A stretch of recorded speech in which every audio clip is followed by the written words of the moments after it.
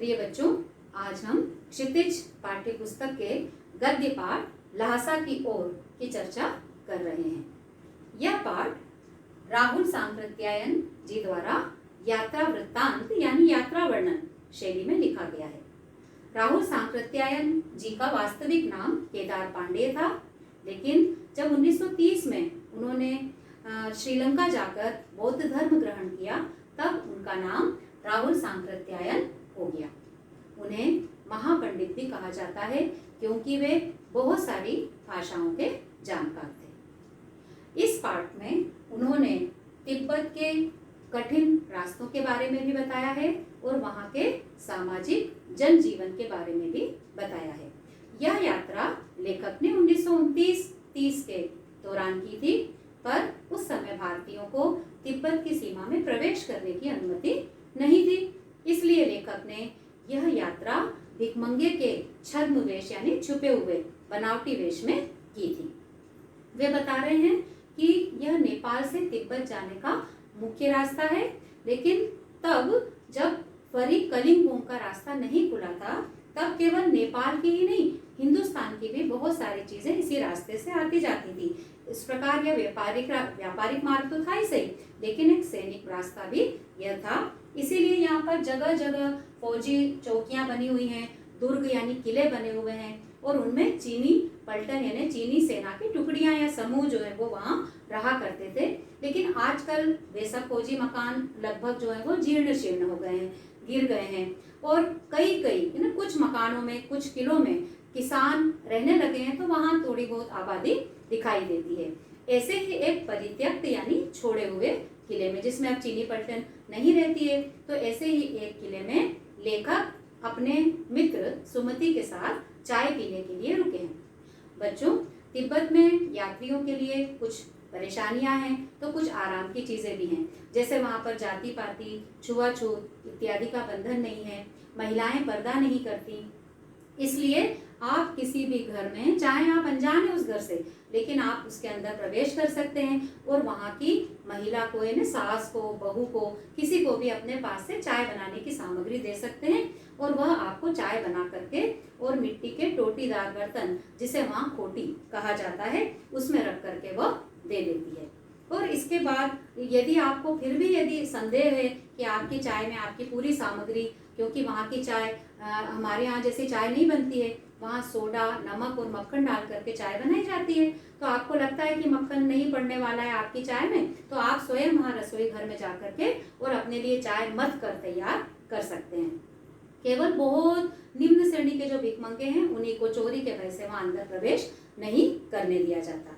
अब इसके बाद लेखक चाय पीने के बाद उस जो त्यागे हुए किले में जो जहाँ रुके थे वहां से वे चलने लगे, तो उनसे राहदारी मांगने के लिए एक व्यक्ति आया। राहदारी क्या होती है बच्चों, कि यात्रा करने के लिए जो शुल्क दिया जाता है, कर दिया जाता है ना, उसको कहते हैं राहदारी। तो इन्होंने, लेखक ने जो है वो अपने मित्र की और अपने दोनों की जो चिट है, रसीद, वह उसको दे दी। और वहां पर भी इनके जो मित्र है सुमति, वो चूंकि कुशल पंडित हैं, तो वहाँ उनकी जान पहचान के बहुत सारे व्यक्ति थे, इसलिए इनको रहने के लिए उचित जगह मिल गई। पर लेखक कह रहे हैं कि 5 साल बाद इन्होंने फिर से यात्रा की थी, जब वो भिखमंगे के वेश में नहीं थे, अच्छे वेश में थे, फिर भी उन्हें ठहरने के लिए उचित स्थान नहीं मिला था।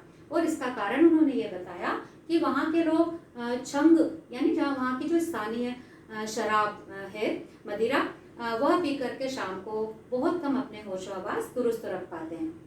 तो किसी को रहने का स्थान मिलेगा या ना मिलेगा, यह उनकी उस समय की मनोवृत्ति यानी मन की स्थिति पर, दशा पर निर्भर करता है। अब लेखक और उनके मित्र को बहुत कठिन डांडा क्या है बेटा, वहां पर बच्चों बहुत खतरे की जगह है। और खतरे की जगह इसलिए कि बहुत ऊंचाई है और बहुत दूर तक जो है वो गांव बसे हुए बिल्कुल दिखाई नहीं देते हैं। केवल नदियों के मोड़ या पहाड़ के जो कॉर्नर होते हैं, कोने, वह दिखाई देते हैं। इसलिए आप उस पार के किसी आदमी को तो आप देख ही नहीं सकते हैं। तो डाकुओं के छिपने के लिए यह एक सुरक्षित जगह बन जाती है। और यहाँ एक और बात है कि तिब्बत की जो सरकार है वो पुलिस पर उतना खर्च करती नहीं है। और दूसरी बात ये कि वहाँ पर हथियार लेकर चलने न चलने के संबंध में कोई नियम ही नहीं है। इसलिए लोग लाठी की तरह पिस्तौल और बंदूक लेकर के चलते हैं।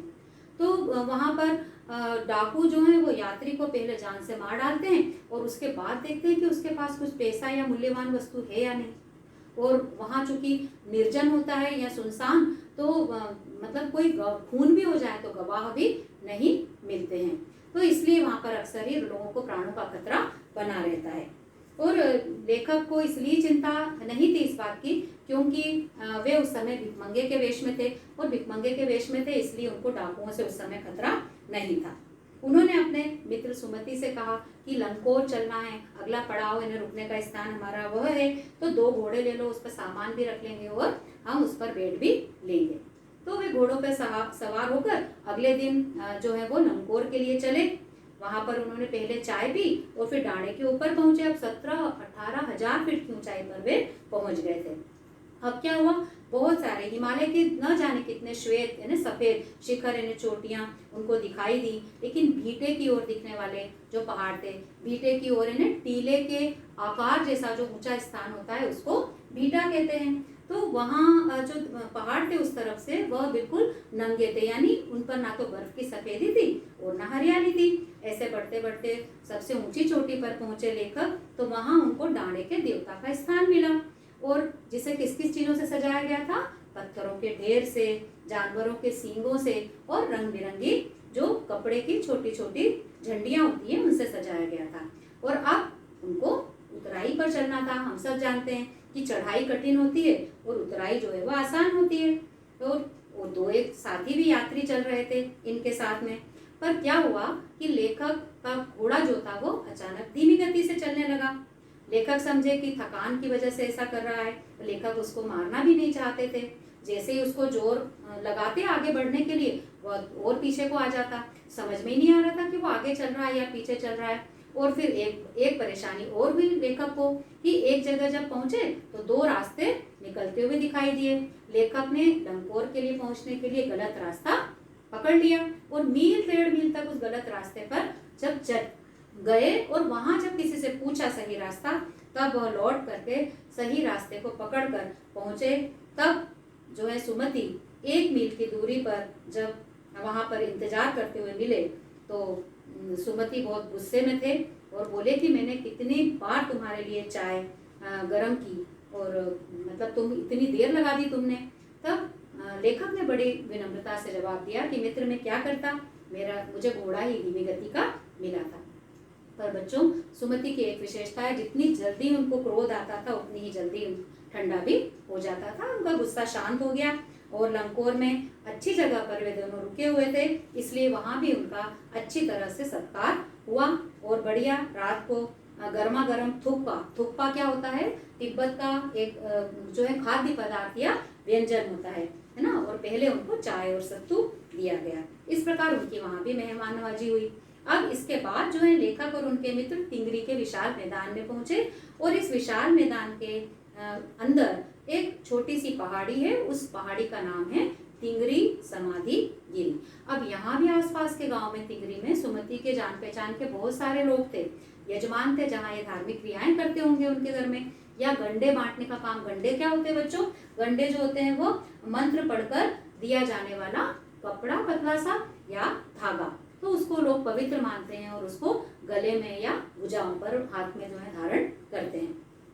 तो ये सुमति जो है वो यह कार्य भी करते थे और वे जाना चाहते थे यजमानों के पास, लेकिन लेखक ने सोचा कि यदि इनको मैंने जाने के लिए हाँ कह दिया तो ये काफी दिन वहां पर लगा देंगे। इसलिए लेखक ने उनसे यह अनुरोध किया कि जो भी पैसा तुम्हें चाहिए होगा मैं लासा पहुंच करके दे दूंगा, और सुमति मान गए।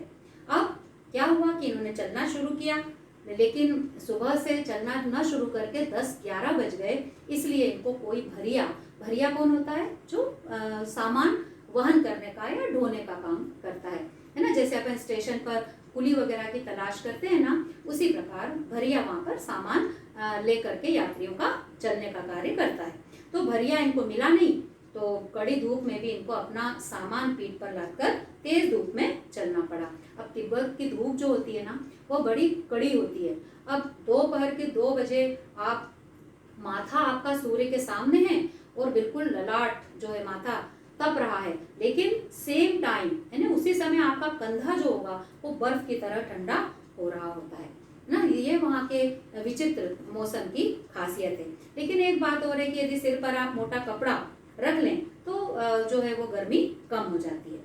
अब यहाँ भी सुमति के परिचित थे तिंगरी में, लेकिन वे एक और दूसरे ही किसी यजमान से मिलना चाहते थे, इसलिए उन्होंने कहा कि शेखर विहार चलना चाहिए।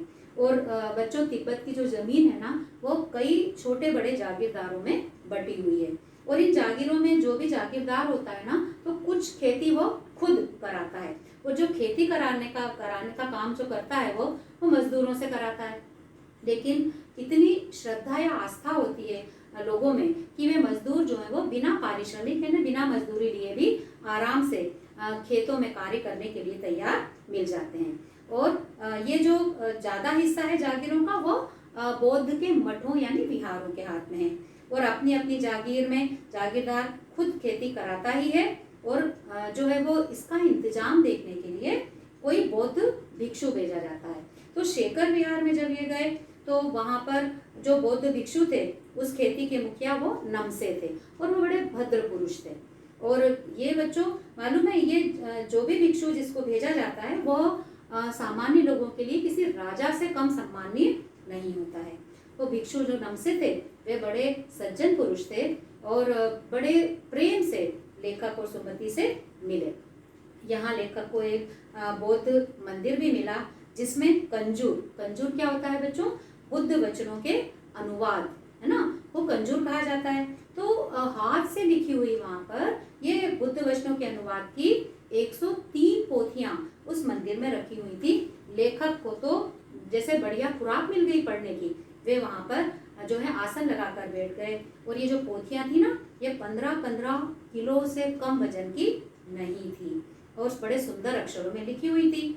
सुमति ने फिर आसपास के यजमानों के पास जाने के लिए पूछा, पर लेखक ने इस बार बहुत आराम से उनको अनुमति दे दी, क्योंकि वे पुस्तकों को पढ़ना चाहते थे। दूसरे दिन वे गए, मुझे लगा 2-3 दिन लगेंगे, लेकिन वे उसी दिन दोपहर को लौट आए। तिंगरी गांव वहां से बहुत दूर था नहीं।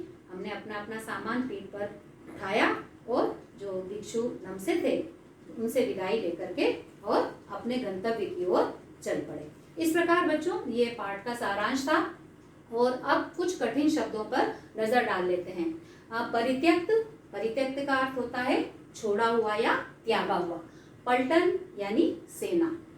खोटी, वहां पर मिट्टी के टोटीदार बर्तन को कहा जाता है। राहदारी, मार्ग पर यात्रा करने का जो टैक्स या कर होता है उसे कहते हैं। और डाणा जो होता है वह ऊंची जमीन है ना। और एक सर्वोच्च स्थान जो है वो वहां पर डाणे पर देवता का स्थान भी बताया गया है पाठ में। कुची का मतलब है दया। थुक्का तिब्बत का खाद्य पदार्थ यानी व्यंजन है। भीटे, टीले के आकार जैसा ऊंचा स्थान होता है। और कंजूर, बुद्ध वचनों का अनुवाद। और गंडा क्या होता है, मंत्र पढ़कर दिया गया कपड़ा या धागा। इस प्रकार बच्चों आपको कठिन शब्दों के अर्थ भी समझ में आ गए होंगे, और पाठ का सारांश भी समझने में आसानी हुई होगी।